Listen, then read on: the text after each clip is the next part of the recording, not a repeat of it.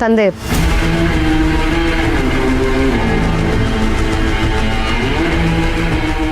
ತಗೊಮ್ಮ. ಅಯ್ಯೋ ಮತ್ತೆ ನೋಡಿ, ಮಧ್ಯಾಹ್ನದ ಪಲ್ಯ ಇದೆ, ತಗೊಂಡ್ ಬಾ. ಅತ್ತೆ ನಾನು ತರ್ತೀನಿ. ತ್ರಿಪುರ, ಹೇಳ್ದೆ ತಾನೇ ನಿಂಗೆ ಪಲ್ಯ ತಗೊಂಡ್ ಬಾ ಅಂತ.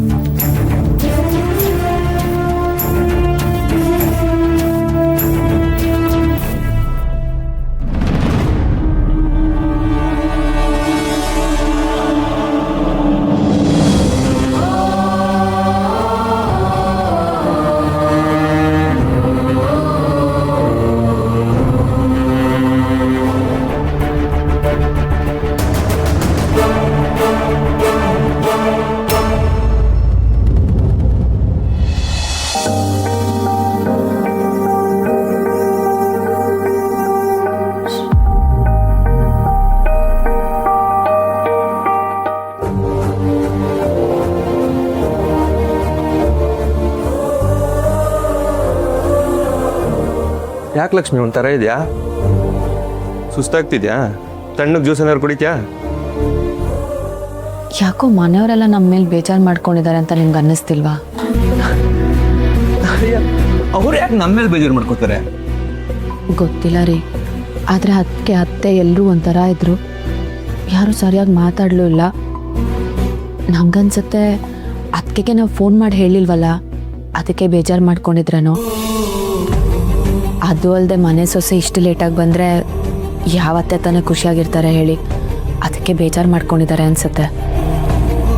ಅಕ್ಕನಿಗೆ ವಿಷಯನ ಮುರಳಿ ಹೇಳಿದಾನೆ, ಸೊ ಅವರಿಗೆಲ್ಲ ಗೊತ್ತು. ಇನ್ನು ಅಮ್ಮ ದಿವ್ಯ ಲೇಟಾಗಿ ಬಂದರೂ ಕೂಡ ಇದುವರೆಗೂ ಯಾವತ್ತೂ ಬೈದಿಲ್ಲ, ಕೋಪ ಮಾಡ್ಕೊಂಡಿಲ್ಲ. ಸೊ ಅವ್ರು ಇನ್ನೂ ಸೇಮ್ ದಿವ್ಯನಾಗೆ ಮಗಳ ಥರ ನೋಡ್ತಿದ್ದಾರೆ. ನೀನೇ ಸುಮ್ಮನೆ ಏನೇನೋ ಯೋಚನೆ ಮಾಡ್ತಿದ್ಯಾ ಅಷ್ಟೇ. ಇಲ್ಲ ರೀ, ಹೆಣ್ಮಕ್ಳಿಗೆ ಇದು ಹೀಗೀಗೆ ಅಂತ ಸೂಕ್ಷ್ಮವಾಗಿ ಗೊತ್ತಾಗತ್ತೆ. ಅತ್ತೆ ಯಾವತ್ತೂ ನನ್ನ ಹತ್ರ ಈ ರೀತಿ ನಡ್ಕೊಂಡಿರಲಿಲ್ಲ. ಇವತ್ತು ಅವ್ರಿಗೆ ಖಂಡಿತವಾಗ್ಲೂ ಬೇಜಾರಾಗಿದೆ.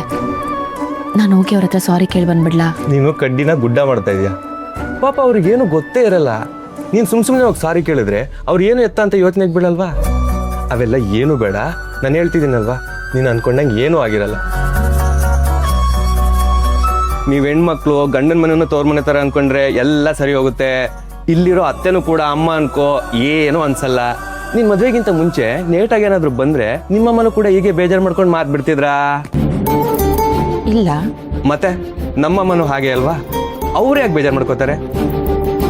ನೀನು ಸುಮ್ಮನೆ ಏನೇನೋ ಯೋಚನೆ ಮಾಡೋದು ಬಿಟ್ಟು ಆರಾಮಾಗಿ ಮಲ್ಕೋ. ಅಂದರೆ ಅತ್ತೆ ನನ್ನ ಮೇಲೆ ಕೋಪ ಮಾಡ್ಕೊಂಡಿರಲ್ಲ ಅಂತೀರಾ? ಇಲ್ಲ ಇಲ್ಲ ಇಲ್ಲ, ಅವರಿಗೆ ಏನೋ ತಲೆನೋವಿತ್ತೇನೋ, ಅದಕ್ಕೆ ಸುಮ್ಮನಿದ್ರು ಅನ್ಸುತ್ತೆ. ಹ್ಯಾಪಿ